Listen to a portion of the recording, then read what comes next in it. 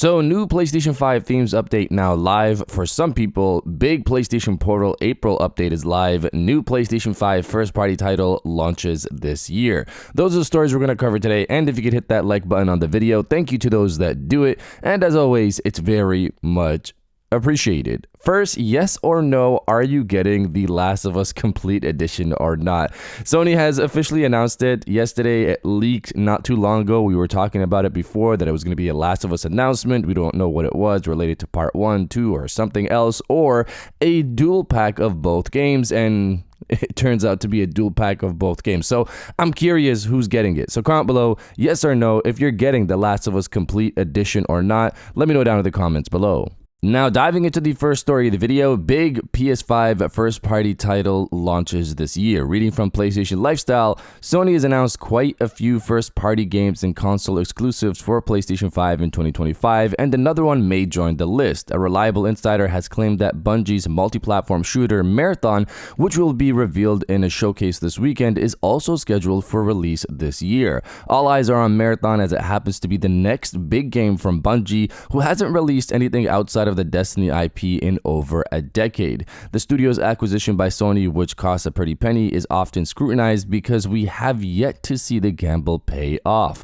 That might change this year because, according to insider Tom Henderson, Marathon will release in 2025. The game was announced in May 2023, but we haven't really heard anything since then, and Sony never shared a release window. Considering Henderson's track record and the upcoming showcase, we're leaning towards the rumor being true. So this game is going to get properly revealed tomorrow at 1 p.m. Eastern for those who are interested in checking it out like myself. I'm hoping it turns out well because I know gameplay-wise, Bungie knows what they're doing, but content and engagement-wise is where they lost me with Destiny. Since this is an extraction shooter, it's a different model than Destiny, so I'm really curious to see how this plays out because I'm sure they're going to want to make this thing go on for years and years and years and supply it with content for years.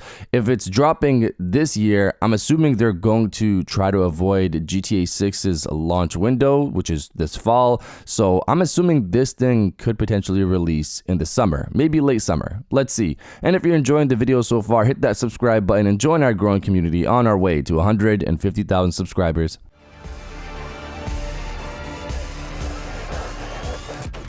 Now, diving into the second story of the video, new PS5 Themes update now live. Reading from PlayStation Universe, Sony Interactive Entertainment has reportedly started rolling out a number of animated backgrounds for select PlayStation 5 users. Spotted by Genki Japan over on X, the backgrounds include a number of iconic franchises from Sony such as Astro Bot, Demon's Souls, Days Gone, God of War, Horizon, and others. I will say, just a note here, Astro Bot was there before, unless this is a different animated background than the one they already had. But to continue the article, they're applied to the dashboard's welcome page and do not appear to be full themes, which Sony rolled out temporarily as part of its 30th anniversary milestone. On that occasion, Sony made a series of themes available based around the PS1, 2, 3, and 4 hardware, featuring audio and visuals that reflected those consoles. For example, the classic PS1 boot-up audio played when you fire up your PlayStation 5. Those were taken down earlier this year, but there's hope that they may return at some point as the themes proved highly popular among PlayStation 5 users. So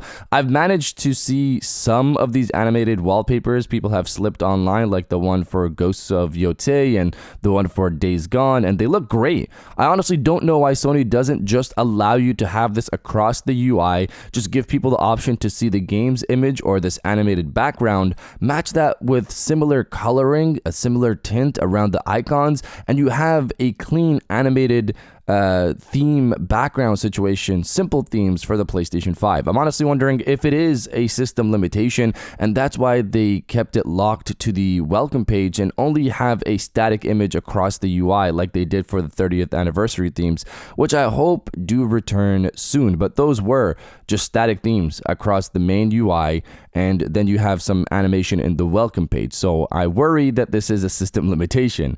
Now we just have to wait and see when these drop for the rest of us, and I hope Sony continues to drop new ones for specific games going forward. I've suggested before Sony had the opportunity since the launch of the PlayStation 5 to have a theme they release for every game, a dedicated theme for the actual hardware, like faceplates that they can put on each side for each game they release, and controller, which they have been doing. The controller side, they've been releasing new controllers, but they could have done that with the faceplates and themes for every game, and would have just made the whole launch situation more exciting for every game they launched. But it is what it is. Let's see what they do going forward. But you guys let me know if you have this update or not. Let me know down in the comments below.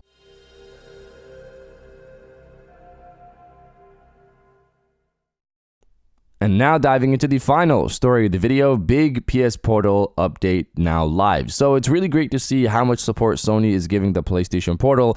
It went from a device that they didn't expect to sell much to a full-on success with limited stock that they had to deal with. And upon realizing how much people actually like this thing, they've been updating it with features on a decent basis. And here we go again. So here are the changes with the latest update. You can now sort games in the cloud streaming beta catalog screen.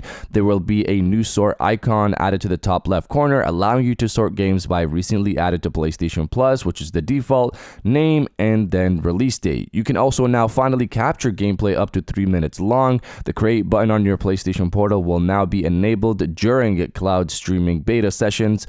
Images and videos captured will be sent over to the PlayStation app like it does on the PlayStation 5.